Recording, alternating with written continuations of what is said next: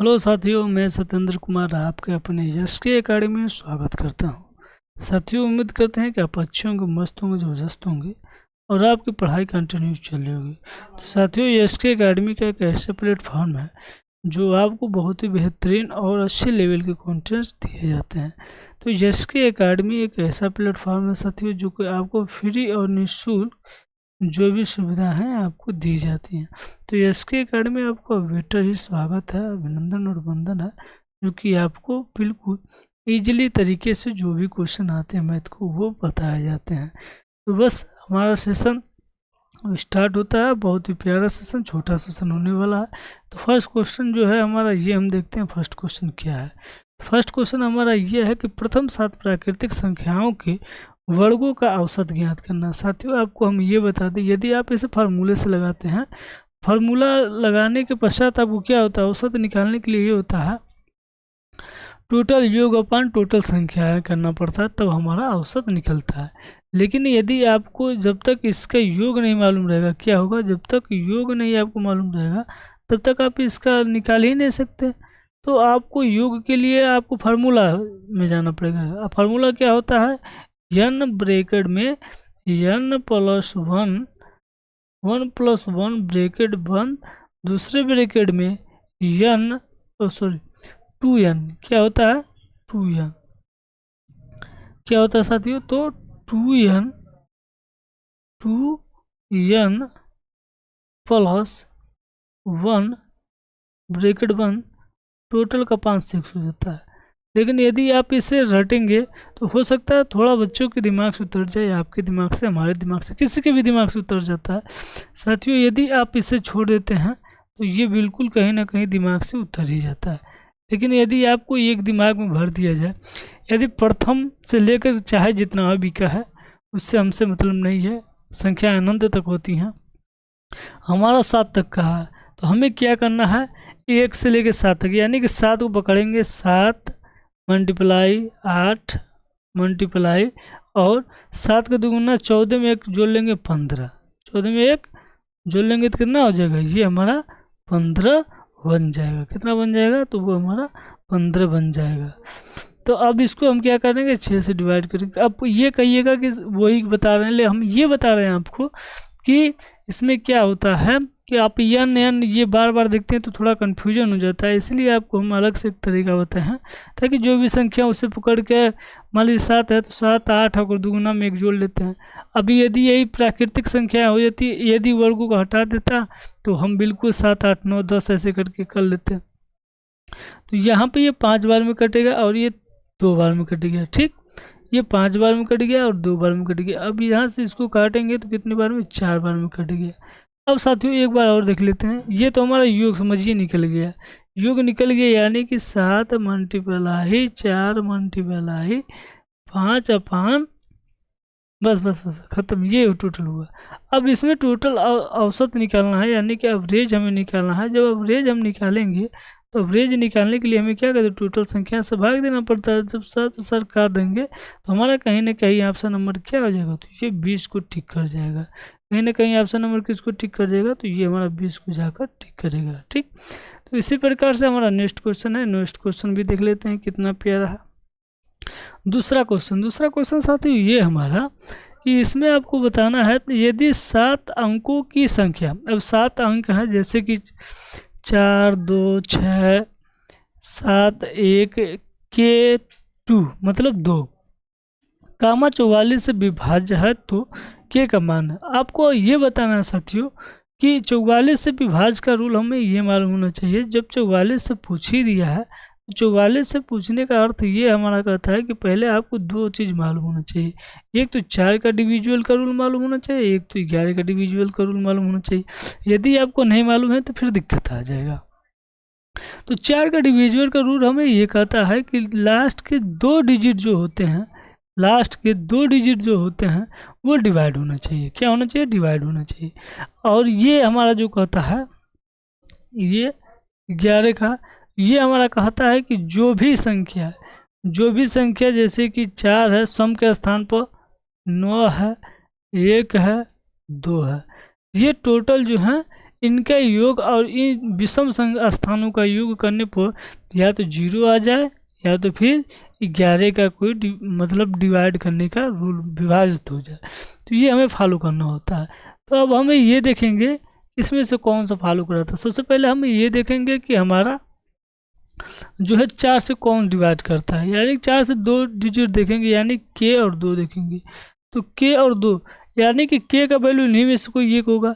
यदि k का value 4 रखेंगे तो ये 42 होगा। अब 42 कभी 4 से डिवाइड नहीं होगा, 42 कभी 4 से डिवाइड नहीं होगा। यदि 7 धरते हैं तो 7 धरेंगे तो 72 हो जाएगा। यदि 72 होगा तो 18 चौक 72 कट जा रहा है, तो ये बिल्कुल सही है। क्या है ये? तो बिल्कुल ये सही है, ठीक है ना, ये 72 कट जा रहा है। अब इसको भी देखेंगे कि कोई साथियों आप पूरा ऑप्शन देखना पड़ेगा ना। यदि 3 रखेंगे तो 32 हो जाएगा। 32 क्या है? ये भी 4 से डिविजिबल है, 8 चौको 32, यानी कि ये भी क्या हो जाएगा? कट जाएगा। और यहाँ पे देखेंगे तो ये नहीं कटेगा, 82 हो जाएगा, 80 कटेगा, लेकिन ये नहीं कटेगा साथियों। अब हमारा कन्फ्यूजन 2 ऑप्शन में है, या तो ये 7 होगा या तो 3 होगा। ये विकल्प के थ्रू जा रहे हैं। तो हम क्या करेंगे, अब यहाँ पे 11 के डिविजुअल का रूल देखेंगे। किसका? 11 के डिविजुअल का रूल। अब यहाँ पे ये देखेंगे कि सम स्थान और विषम स्थान। यदि हम विषम स्थान देखते हैं तो हमारा 4 है, 9 है, 1 है, सॉरी साथियों 1 है, ये हमने थोड़ा सा मिस्टेक कर दिया था। 4 है, 4 के बाद क्या है? 4 के बाद हमारा 9 है, 9 के बाद 1 है, 1 के बाद 4 है। अब इनका योग यदि हम करें 4 9 13, 1 14, 14 2 16, कितना आ गया? ये टोटल हमारा 16 बन गया। ठीक है, या तो इनका डिफरेंस 0 आ जाना चाहिए, या तो इनका डिफरेंस 0 आ जाना चाहिए, या तो 11 से कोई विभाज्य वाली संख्या जैसे कि 11, 22, 33, 44 कोई भी आ जाए। इनका अंतर किसका अंतर? यानी कि ये सम के स्थान पर जो है, सम के स्थान पर जो है। अब यहाँ पर जोड़ेंगे तो 2 और 7 9, और 9 में के जोड़ना, तो 9 में कितना जोड़ेंगे? हाँ, 9 में कितना जोड़ेंगे कि ये या तो 0 आ जाए या तो 11 आ जाए, या तो 3 जोड़े या तो 7। तो 9 में यदि आप 7 जोड़ते हैं, 9 में यदि 7, ये 9 कहाँ से आया बताइए तो जरा।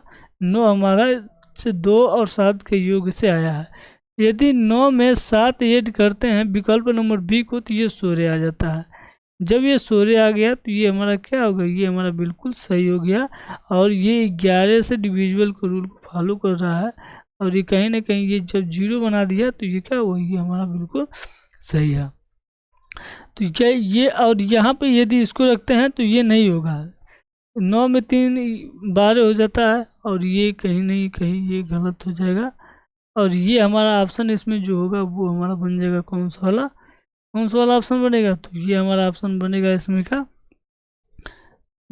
बीच करेक्ट आंसर बन जाएगा। ठीक है ना, ये वाला हमारा गलत हो जाएगा नीचे वाला।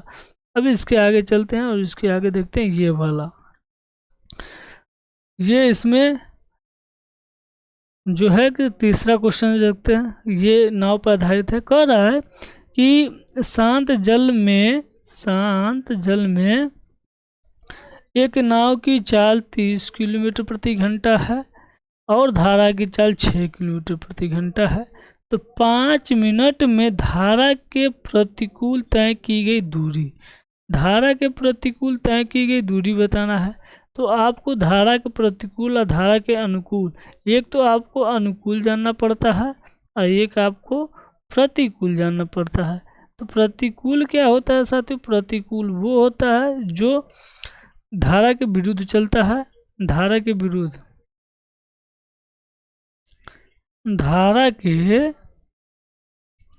विरुद्ध होता है, और एक होता है धारा के साथ,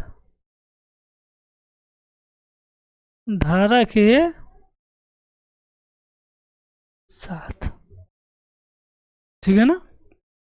तो प्रतिकूल कहा यानी कि धारा के विपरीत कहा है। जब धारा के विपरीत कहा है साथियों, तो हम ये जानेंगे कि ये हम जानते हैं साथियों कि इसमें हम प्रतिकूल का मतलब धारा घट जाएगा, यानी कि 36 में से 6 घटाएंगे तो 24 किलोमीटर प्रति घंटा हो जाएगा। कितना हो जाएगा? 24 किलोमीटर प्रति घंटा।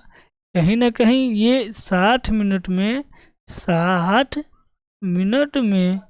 ये कितना जाएगा? तो ये हमारा जा रहा है 24 किलोमीटर, लेकिन हमें तो ले जाना है सिर्फ 5 मिनट। तो यदि हम 60 में 5 लाने के लिए 60 में 12 से डिवाइड कर दे, कितना से? 12 से डिवाइड कर दे तो इधर आ जाएगा हमारा 5 मिनट। कितना आ जाएगा? ये 5 मिनट आ जाएगा। ठीक है, अच्छी बात है। लेकिन यहीं पर यदि देखिए इस साइड 12 से भाग हुआ तो इस साइड भी 12 से भाग होगा, तो जब इस साइड 12 से भाग हुआ तो ये कितना आ गया? 2 मीटर आ गया। कितना आ गया? ये 2 मीटर आ गया।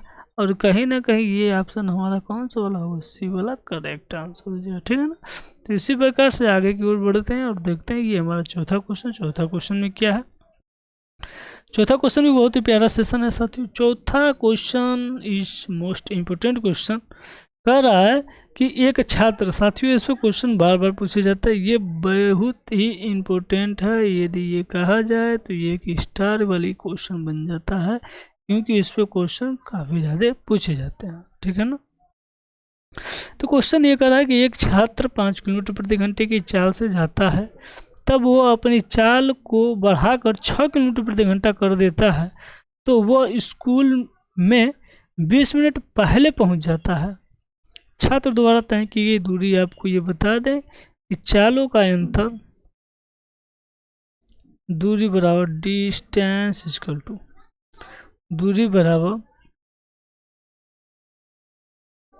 चालों का गुणनफल अपान चालों का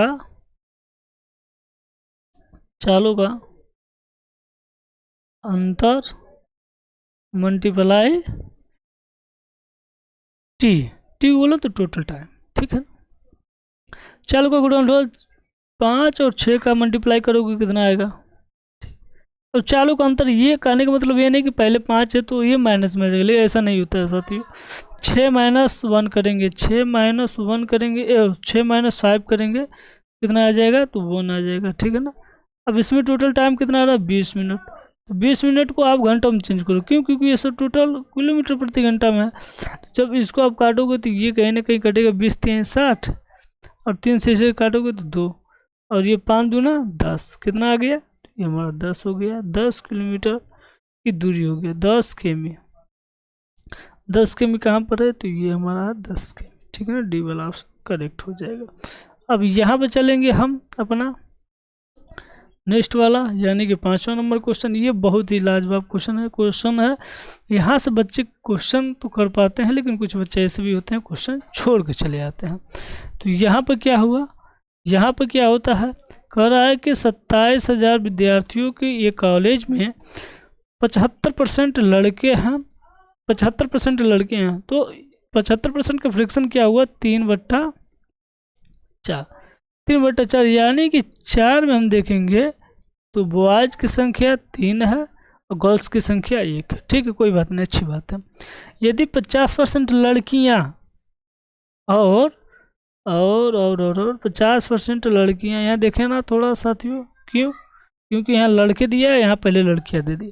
यहाँ 50% लड़कियां और 70% लड़के परीक्षा में, किसमें? परीक्षा में अनुत्तीर्ण हो गए। ओहो, अनुत्तीर्ण का मतलब फेल हो गए। अनुत्तीर्ण हो गए तो परीक्षा में उत्तीर्ण को ध्यान दीजिएगा, यहाँ पर अनुत्तीर्ण हुए हैं, उत्तीर्ण होने वाले विद्यार्थियों की संख्या। कहने का अर्थ ये है साथियों कि ये टोटल इतना अनुत्तीर्ण हुए हैं तो उत्तीर्ण का पूछा है। ठीक है, कोई बात नहीं। तो हम क्या करते हैं? 50% लड़की, तो ये हमारा बॉयज़ है, ये हमारा बॉयज़ हैं। ठीक है, और ये हमारी गर्ल है। ठीक है, तो 50% लड़कियां का अर्थ मतलब एक का यदि 50% निकालोगे तो 0.5 ही आएगा। वो कैसे आएगा देख लो।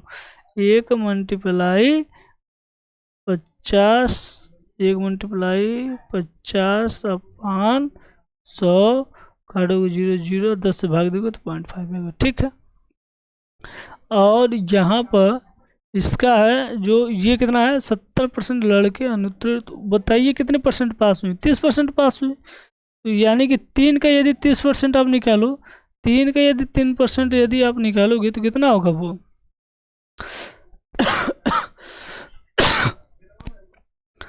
3 का यदि 30% निकालेंगे तो ये हमारा आएगा 0.9।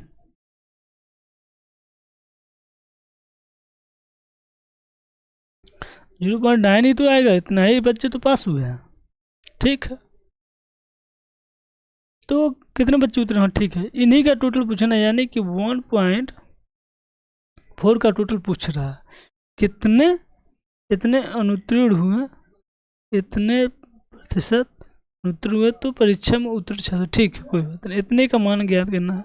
हमारा जो है टोटल विद्यार्थियों की संख्या दिया है, यानी कि टोटल 4 यूनिट है, तो 4 यूनिट का वैल्यू जो दिया है साथियों, 4 यूनिट का जो वैल्यू दिया है, 4 यूनिट बराबर यही आपको दे दिया है। कितना दिया है मेरे भाई, कितना दिया है? ये हमारा दे दिया 2700। ये 4 यूनिट का वैल्यू जो है हमारा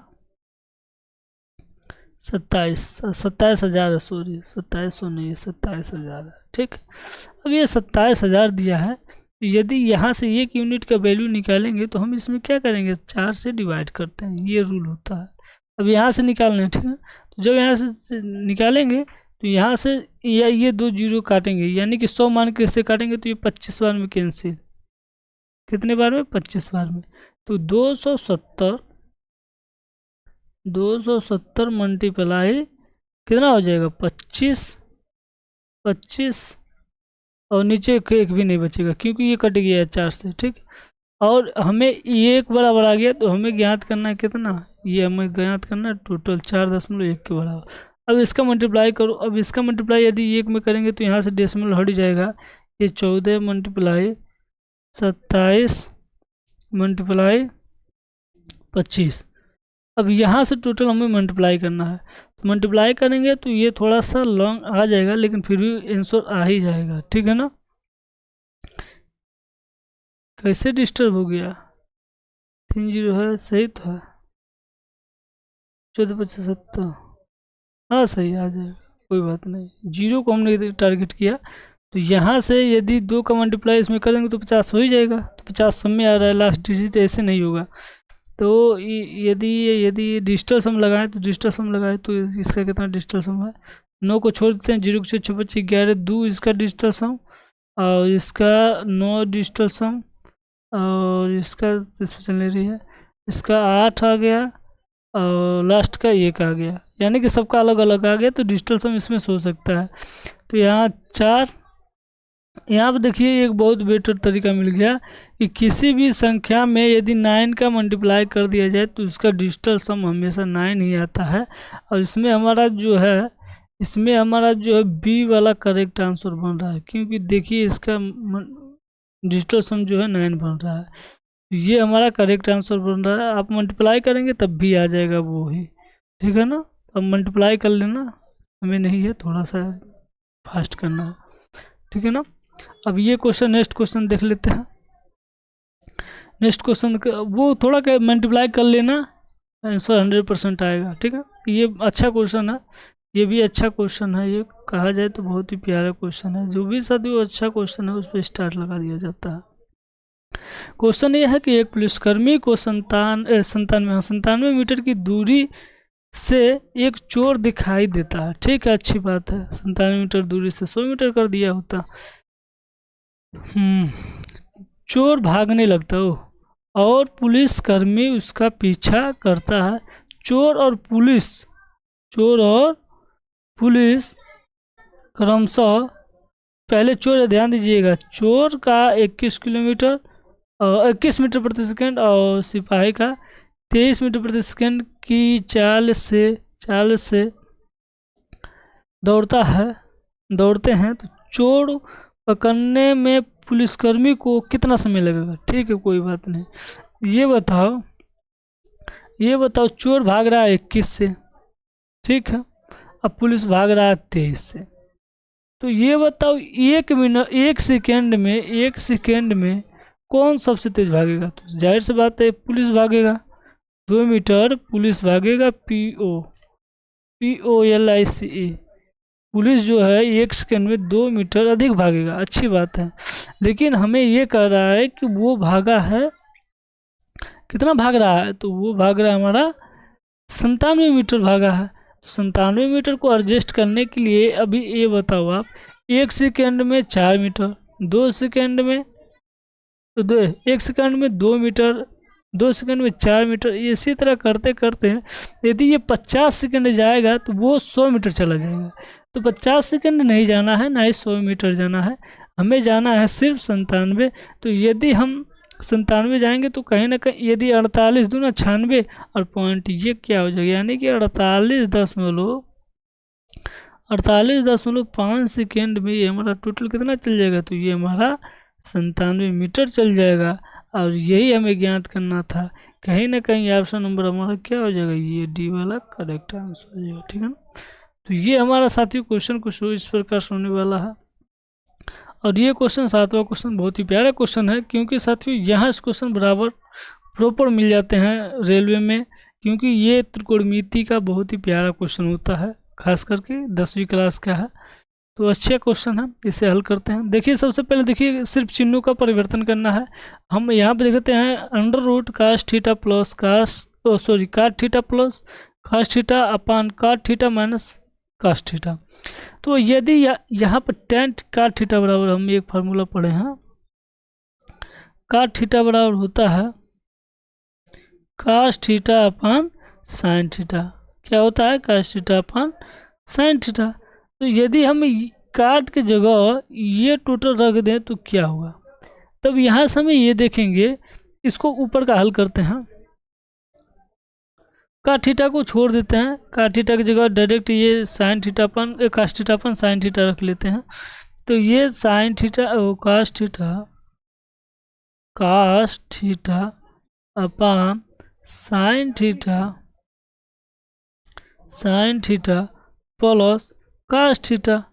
देखिए साथियों ऊपर का हम हल कर रहे हैं, अभी हम ये वाला ऊपर वाला हल कर रहे हैं, ये वाला प्रश्न, ठीक है ना। ये वाला प्रश्न हल कर रहे हैं, आपको हम बता दें कि ये वाला प्रश्न हम ऊपर का हल कर रहे हैं, ठीक है ना। एक हल कर देंगे, उसके बाद नीचे ठीक उसी प्रकार से उसके विपरीत चिन्ह लगा देंगे, आंसर हो जाएगा। तो अब यहाँ से देखते हैं हम, यदि हम कास कॉमन कर लें, ऊपर से कास यदि हम कॉमन कर लें, कास थीटा कॉमन कर लें, तो हमारा आ जाएगा 1 साइन थीटा, ठीक। साइन थीटा आ गया, sorry 1 sine theta plus cos theta, ये बगल में। ओ नो, कास तो कॉमन कर दिया हमने, कॉमन कर दिया, तो कास कहाँ के लिए? यहाँ पे एक बचेगा, ब्रैकेट बंद कर देते हैं, एक लेकर ब्रैकेट क्या कर देते हैं? बंद कर देते हैं।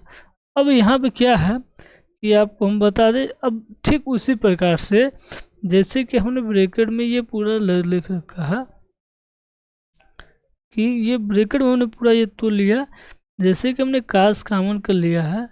तो जब कास कॉमन किया है तो अभी आपको हमने बताया, यहाँ पर देखिए एक बार, जो हमने कास कॉमन कर लिया तो ये ब्रैकेट में बताओ कितना बचा, ये ब्रैकेट में कितना बचा है? तो 1 इसको ऐसे ही लिख सकते हैं क्या? बिल्कुल लिख सकते हैं, ऐसे लिख देते हैं इसके बगल में कि कास थीटा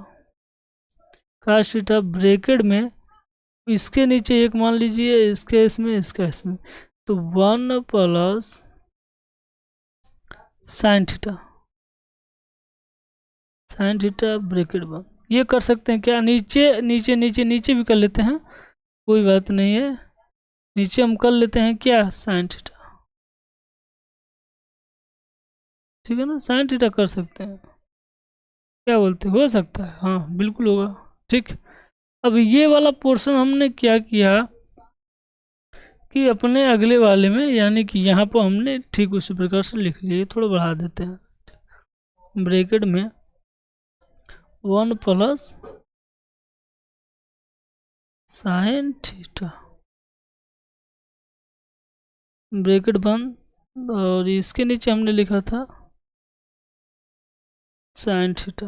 देखिए साथियों ये सिर्फ ये सिर्फ आपको हम बता दें कि ये सिर्फ अभी ऊपर का हुआ है, अभी ये ऊपर का हुआ है, अभी हम नीचे का करने वाले हैं।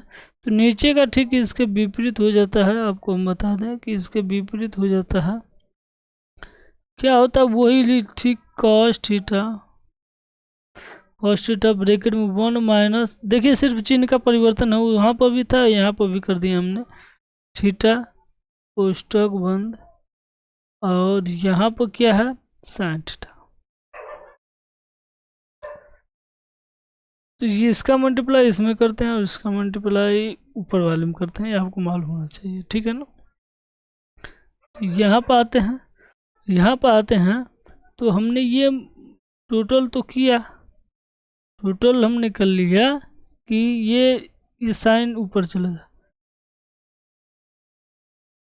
Sign theta into cos theta bracket में 1 प्लस साइन थीटा। थोड़ा सा फास्ट कर देते हैं, देखिए थोड़ा सा साथियों फास्ट कर लेते हैं, थोड़ा सा फास्ट कर देते हैं क्योंकि थोड़ा सा टाइम ज़्यादा लग रहा है, टाइम ज़्यादा होने के कारण थोड़ा सा फास्ट। साइन थीटा यहाँ पर ठीक उसी प्रकार से sine theta cos theta bracket में 1 माइनस साइन थीटा। अब ये देखिए ये वाला से ये वाला पूरा कैंसिल हो गया और यहाँ से ब्रैकेट में हमारा मिल गया 1 plus sine theta upon 1 minus sine theta. देखिए साथियों इसको थोड़ा विस्तार करना पड़ेगा, विस्तार नहीं करेंगे तो फिर दिक्कत में आ जाएंगे, ठीक है ना। तो अब यहाँ पर क्या करना, अब इसके आगे बच्चों का दिमाग नहीं काम करता है, इसके आगे हमें प्रमेयकरण करना पड़ता है नीचे के विपरीत वाले चिन्ह से। नीचे के विपरीत वाले चिन्ह से इसको न्यू स्लाइड ले लेते हैं एक, नीचे के विपरीत वाले चिन्ह से यदि हम करेंगे तो नीचे माइनस है तो ऊपर प्लस हो गया, यानी कि 1 प्लस साइन थीटा बराबर प्लस है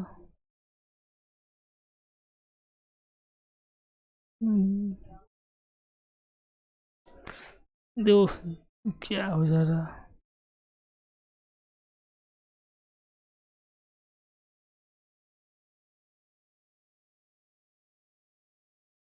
ठीक। और यहाँ पर माइनस था 1 minus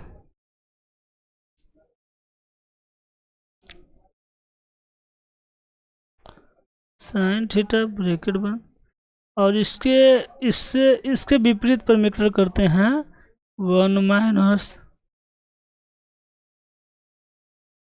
sine theta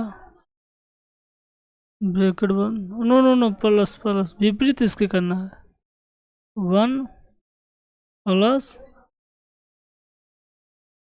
sine theta, ठीक। तो नीचे हम देखते हैं कि यहाँ पर ए स्क्वायर माइनस बी स्क्वायर का फार्मूला बन जाता है, जो कि होता है एक ब्रैकेट में ए प्लस बी और दूसरे ब्रैकेट में होता है ये माइनस बी हो जाता है। इस बात का ध्यान आप लोग रखिएगा।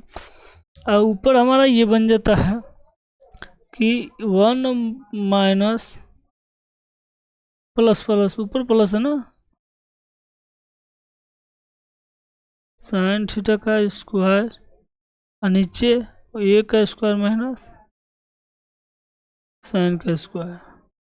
देखिए साथियों आप चाहे एक पे कितना भी स्क्वायर करेंगे बात वही है। तो ये हमने सोर्स समीकरण नंबर 1 पढ़ा था कि आपको यदि कास स्क्वायर थीटा बराबर चाहिए, कास स्क्वायर थीटा बराबर, आपको क्या करना पड़ता है 1 माइनस साइन स्क्वायर थीटा, ये स्क्वायर कर लीजिए, ठीक है ना। तो ये हमारा करना पड़ता है, ये फार्मूला है। तो अब इसको क्या करेंगे हम यहाँ पे यही रखेंगे, तो ऊपर रखेंगे, ये ब्रैकेट हट जाएगा, यहाँ से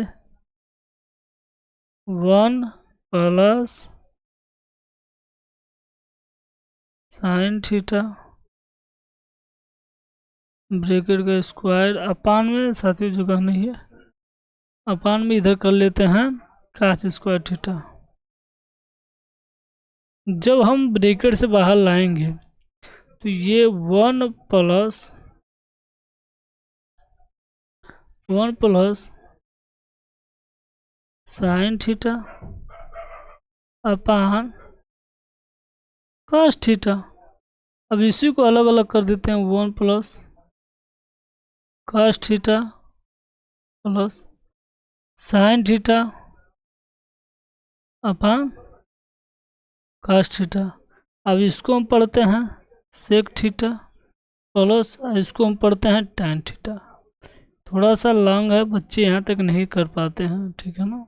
तो ये हम देखते हैं कौन सा वाले विकल्प में है, यही हमारा आंसर होगा। तो देखते हैं कौन सा वाले विकल्प में है।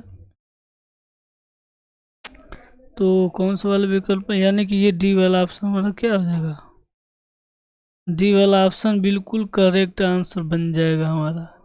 कौन सा वाला, तो डी वाला ऑप्शन बिल्कुल करेक्ट बन जाता है मेरे भाई, डी वाला ऑप्शन, ठीक है ना। बस चलते हैं कि अपना ये लास्ट वाला क्वेश्चन है, बहुत ही प्यारा क्वेश्चन है। यदि देखिए साथियों, आप लोग यदि डर जाओगे इससे क्वेश्चन से नहीं कर पाओगे। यदि आप इस क्वेश्चन से डरते हो तो नहीं कर पाओगे, ठीक है ना। आप इसे करना जानो किस तरह हल किया जाता है, बहुत इंपॉर्टेंट होता है, सिंबल को ध्यान रखिएगा। तो इसको क्या करना है आपको, औसत का एवरेज मतलब बहुत ज़रूरी है। तो ये आपको HW के रूप में दिया जाता है, नहीं आएगा तो हम कल जरूर बताएंगे। तो बस आज के लिए इतना ही, कल फिर मिलेंगे एक नए सेशन के साथ। उम्मीद करते हैं आपको क्वेश्चन और जवाब अच्छा लगा होगा। जय हिंद, जय भारत, जय मां सरस्वती।